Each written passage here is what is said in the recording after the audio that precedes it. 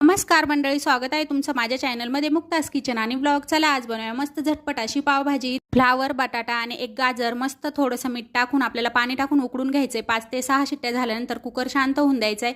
त्यानंतर भाजी अशा प्रकारे मॅश करून घ्यायची. फोडणीसाठी मी इथे तेल आणि बटर मिक्स घेतलंय. त्यामध्ये जिरे टाकले, अद्रक लसूणची पेस्ट टाकली, बारीक कापलेला कांदा, टोमॅटो, शिमला मिरची आणि हिरवे वाटाणे ॲड केले. त्यालाही आपल्याला 2 मिनिटं परतून घ्यायचंय. त्यानंतर पावडर मसाले ॲड करायचे, हळद, धना जिरा पावडर, काश्मीरी मिरची आणि त्यानंतर आपल्याला ॲड करायचा आहे पावभाजी मसाला. चवीनुसार मीठ सुद्धा टाकायचं आहे. सगळा मसाला मिक्स करून घ्यायचा आहे.